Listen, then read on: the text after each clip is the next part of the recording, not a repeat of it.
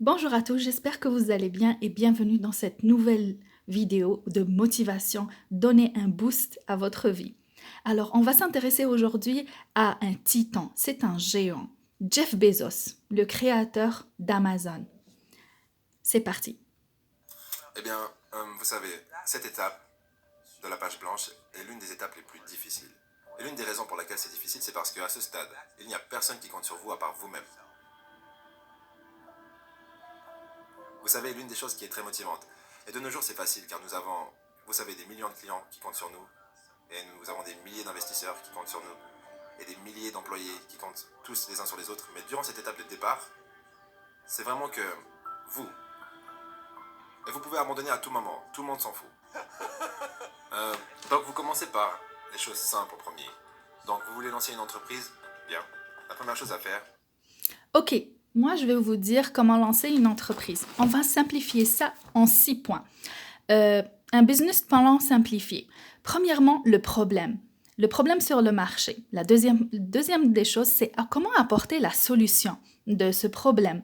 La troisième chose à faire, c'est la compétition. Étudier vos compétiteurs. Quatrièmement, le business model. Comment vous allez vendre, comment vous allez acheter, qu'est-ce que vous allez faire comme produit, étudier la marge que vous allez récolter à la fin. L'avantage, cinquième point, l'avantage sur la compétition.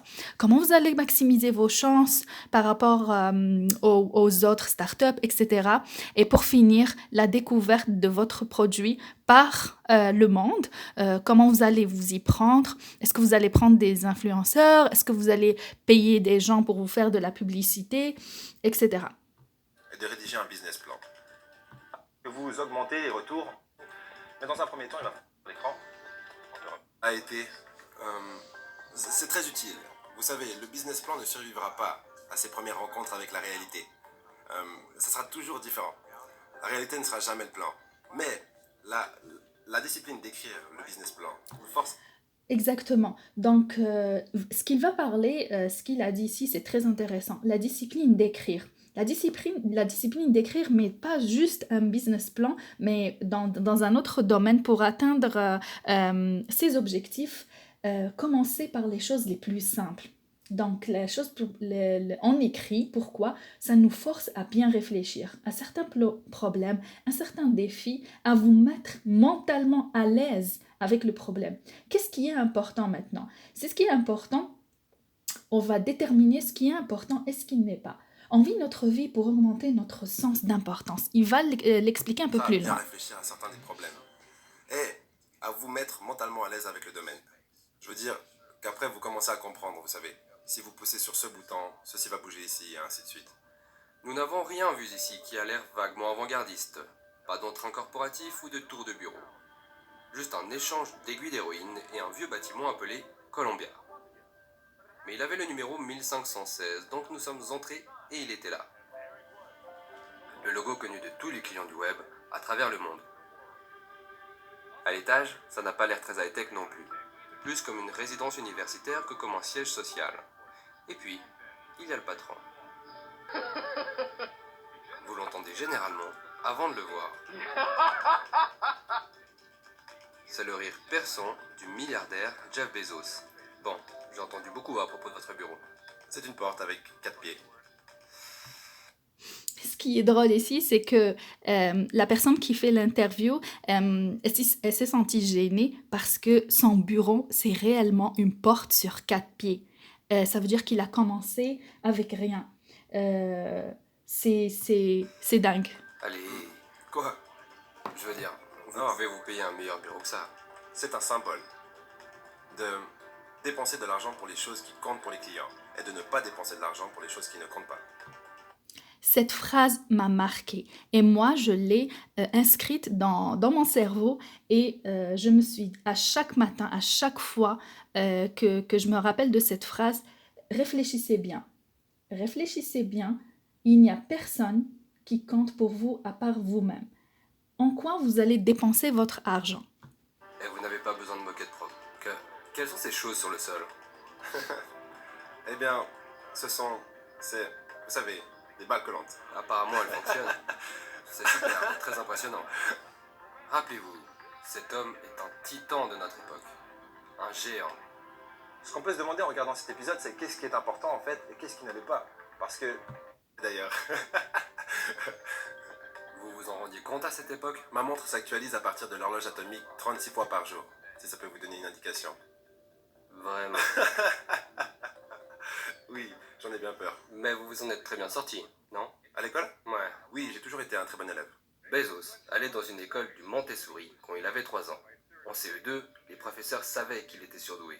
Un an plus tard, il commence à jouer avec les ordinateurs. Au lycée, il était majeur de sa promotion. Et socialement? Socialement, j'étais un petit peu bizarre. Je pense que ça serait une bonne façon de le dire. Des rencarts? Pas jusqu'à... je n'avais pas vraiment beaucoup de rendez-vous jusqu'à environ ma dernière année d'université, Qui était où? qui était à Princeton. Ah, En fait, j'avais mis un plan formel pour avoir des rendez-vous. Au fait, je vais vous expliquer un peu plus en détail ce qui est le concept de nous mettre mentalement à l'aise et définir ce qui est important et ce qui ne l'est pas. Donc, on vit notre vie pour augmenter notre sens d'importance. Comment devenir important à travers sa personnalité? Donc, on se sent important. Finalement, lui, ce qu'il a compris et il a amélioré et agrandi son empire parce que il a rendu les autres importants. Il ne dépense pas, on ne dépense pas pour ce qui n'est pas important. C'est très important de comprendre ça. Les riches, les pauvres veulent faire comme les riches et les riches apparaissent comme les pauvres. On ne comprend pas bien cette notion. J'avais tous mes amis qui m'arrangeaient des rendez-vous à l'aveugle. Aucun n'a très bien fonctionné. peut-être que c'était son intensité, ou peut-être que c'était la façon dont il parlait. Écoutez la façon dont il décrit le business plan de son entreprise. Nous croyons que c'est un moment critique en ce qui concerne la formation de catégorie. Bezos utilise le même type de jargon que Wall Street quand il parle et pense à presque n'importe quoi, y compris ce qu'il veut obtenir de la vie. Il a une façon il a une façon de penser qui m'interpelle vraiment et qui est, d'après moi et selon moi, c'est une façon vraiment précise et caractéristique. Donc lui, il s'est inventé cette phrase structure de minimisation du regret. C'est quoi minimiser le niveau du regret? Les mots qu'on utilise, lui, Jeff Bezos, il utilise des mots très importants. Donc, les mots qu'on utilise sont très importants parce que il y a derrière une forme d'idéologie. C'est pourquoi c'est très important de sélectionner nos mots. Donc, réponse précise, orientée, résolution de problèmes, résolve des problèmes. Je répète, réponse précise, orientée, résolution de problèmes, résolve des problèmes. La solution est à l'intérieur du problème. Donc, tout recommencer par vous-même. Tout faire par vous-même. Donc, la sélection des mots est très importante. La chose qu'on pourrait répéter le plus est celle de ne pas avoir essayé. Il se projette dans le temps, il a 80 ans, et il se dit, est-ce que si j'aurais fait ça, ça aurait réussi? Donc, ça veut dire qu'il essaye tout. Il n'abandonne pas et il ne jette pas à l'eau une ambition sous prétexte qu'il a des doutes, il est perplexe que ça va pas marcher. La façon dont j'ai pris la décision de quitter Wall Street et faire ça, et vous savez, ça va vous sembler geek, mais c'était une structure de minimisation du regret. Donc c'est comme ça qu'en fait j'ai pris la... Si je comprends bien, si je peux traduire ça dans un anglais que je peux gérer, est-ce que ça signifie que je veux vivre ma vie pour que dans quelques décennies en partant de maintenant, je ne vais pas la regretter? C'est exactement ça. Je veux avoir vécu ma vie d'une telle manière que quand j'ai 80 ans, j'ai minimisé le nombre de regrets que j'ai. Et je pense que tout le monde fait ça en fait. Je pense que même s'ils n'appellent pas ça aussi bizarrement que structure de minimisation du regret, ils se comportent quand même de cette façon et ils pensent de cette façon. Mais pour vous, ce n'était pas carpe diem, ce n'était pas le vin, les femmes et la musique. Non. Je ne cherche pas à carpe diem. Je cherche la structure de minimisation du regret. Absolument. Je pense que vous avez